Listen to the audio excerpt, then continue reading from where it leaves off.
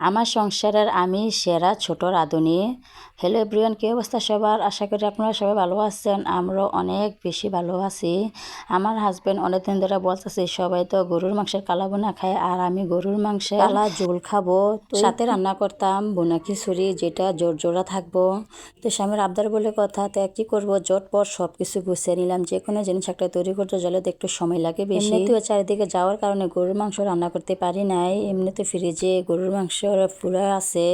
তো আমি আবার গরুর মাংস 1 কেজি পরিমাণে নামিয়ে নিয়েছি, যেহেতু একবেলার খাবার বলে কথা, আর আমরা বেশিরভাগ তাজা খাবার খাওয়াটার চেষ্টা করি। ফ্রিজ থেকে গরুর গোস্তটা নামিয়ে বরফটা কিছুক্ষণ ভিজিয়ে রাখছি, তখন বরফটা ছেড়ে দিয়েছে। ভালো করে আমি ধুয়ে পরিষ্কার করে নিয়ে নিয়েছি। 1 কেজি পরিমাণে গরুর গোস্ত নিয়ে নিলাম। আর কালা বোনার মধ্যে পেঁয়াজ বেরেস্তাটা দিলে তরকারির স্বাদ আরও বেশি ভালো লাগে। তো পেঁয়াজ বেরেস্তার সাথে যে তেলটা ছিল ওই তেলটাও দিয়ে দিছি। পরিমাণ মতো আদা বাটা, রসুন বাটা, হলুদের গুঁড়া, মরিচের গুঁড়া, গরম মশলার গুঁড়া, জিরার গুঁড়া, ধনিয়ার গুঁড়া, আর পরিমাণ মতো কাঁচা পেঁয়াজ দিয়ে দিছি। আর সাথে ঘি দিয়ে দিলাম, কারণ ঘি দিলে তো আরও বেশি মজা হয়। আর যেটা স্পেশাল মশলা না দিলে না হয়, গরুর মাংসের কালা বোনার মশলাটা আমি দিয়ে দিলাম।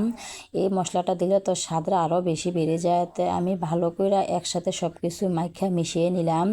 মিশিয়ে কিছুক্ষণের জন্য আমি রেখা দিয়েছি। রাখার পরে মাংসটা আমার ভালো করে সেট হয়ে গেছে। এখন আমি প্রেশার কুকারে রান্না করলাম, যেহেতু খাবারের টাইম হয়ে গেছে, আর এমনও জটপট করে করতেছি, একটু তো সময় লাগে গরুর গোস্ত হইতে। এই কারণে আমি আজকে প্রেশার কুকারে বসে নিলাম। আর এমনিতেও প্রেশার কুকারে গরুর মাংস রান্না করা খাইলেও আমার অনেক বেশি ভালো লাগে। যাই হোক, প্রেশার কুকারে মাংসটা বসিয়ে দিলাম। বসে কিছুক্ষণের জন্য জাল করে নিব, কারণ যেহেতু প্রেশার কুকারে রান্না করতেছি 3টে হিস আসলে কিন্তু আমার রান্নাটা হয়ে যাবে। তাই আমি বসিয়ে নিলাম। আর আজকে আমার এই রেসিপিটা আপনাদের কাছে কেমন লাগছে অবশ্যই কমেন্টে জানিয়ে দিবেন। মাঝে মাঝে পরিবারকে খুশি রাখতে, সংসারের আবদার পূরণ করতে কিছু করা লাগে। আমার মাংসটা হয়ে গেছে। এখন আমি মশলাটা দিয়ে দিব, যেটা তোলার আগে দিলে আরও বেশি ভালো লাগে। আর আমার হাজব্যান্ড যেহেতু চাইছে যে একটু ঝোল রাখার জন্য, এই কারণে কিন্তু আমি আজকে ঝোল রাখছি, না হলে কিন্তু একবারে শুকনা বোনা করলাম হলে। আমার হয়ে গেছে। এখন আমি 1 কেজি পরিমাণে চিনি গুঁড়া চাল নিয়ে নিছি, সাথে মুগ ডাল দিয়ে দিছি আর মুসুরির ডাল দিয়ে দিছি। মুগ ডাল দিলে একটা গ্রান আসে, খেতে অনেক বেশি ভালো লাগে। অনেকের অনেক রকমভাবে পছন্দ, আমার যেরকমভাবে পছন্দ সেটা আপনাদের সাথে শেয়ার করলাম।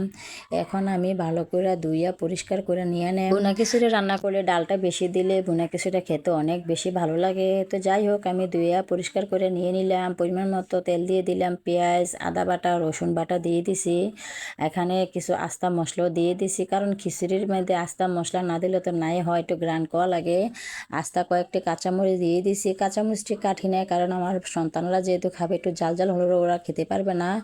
এখানে পরিমাণ মতো ধনিয়ার গুঁড়া, জিরার গুঁড়া, গরম মশলার গুঁড়া একসাথে দিয়ে নিছি। আর সামান্য একটু কালারের জন্য একটু হলুদও দিয়ে নিলাম।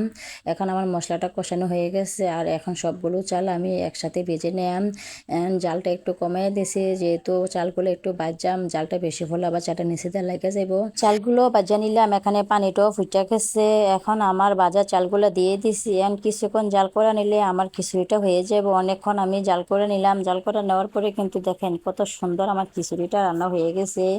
এখন স্বাদটা বাড়ানোর জন্য আমি ঘি দিয়ে দিছি। ঘিটা উপরে দিয়ে ভালো করে আমি দিয়ে দিছি। এখন ভালো করে পুরোটা ঘি মিশিয়ে নেম। আর যেহেতু আমার খিচুড়িটা রান্না হয়ে গেছে, একটু ভালো করে তো মিশালে না খেতে ভালো লাগবো।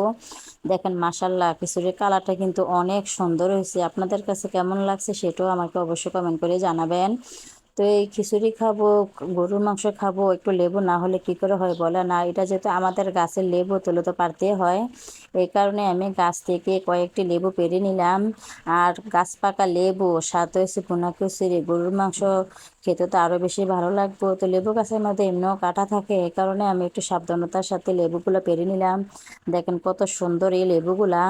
তো আমার লেবুগুলা তো পাড়া হয়ে গেছে। এখন আমি লেবুগুলা কাইটা নিলাম। মন চাইছে ভুনা খিচুড়ির সাথে গরুর গোস্তটা একটু ভালো করে সাজানোর জন্য, এই কারণে একটু ভালো করে সাজিয়ে নিলাম। দেখেন মাশাল্লাহ অনেক সুন্দর হয়েছে। গরুর গোস্ত সাথে লেবুর রস, আর সাথে আছে 2টা কাঁচামরিচ, আর কি লাগে বলেন? আজকে আমি সবার আগে খাবারটা শুরু করলাম, যেহেতু আজকে বলছে যে আমি খাবারটা খেয়ে টেস্ট করব। টেস্ট করার পর যদি আমার থেকে ভালো লাগে তখন তোমাদেরকে বলবো। খেতে বসে তো আমি অনেক বেশি আনন্দ। তো আমি আমার সন্তানদেরকে একটু লোকমা দিয়ে দিলাম, আমার হাজব্যান্ডকে একটু দিয়ে দিলাম। ওরা তো মহা খুশি, কারণ মাঝে মধ্যে সন্তানরাও চায় মায়ের হাতের খাবার খেতে, হাজব্যান্ডরাও মন চায় যে তার স্ত্রীর হাতে খানা খেতে। তো আজকে সবাইকে খাওয়াইয়ে দিলাম নিজের হাতে। আল্লাহ হাফেজ সবাইকে, দেখা হবে নতুন আরেকটি ব্লগে।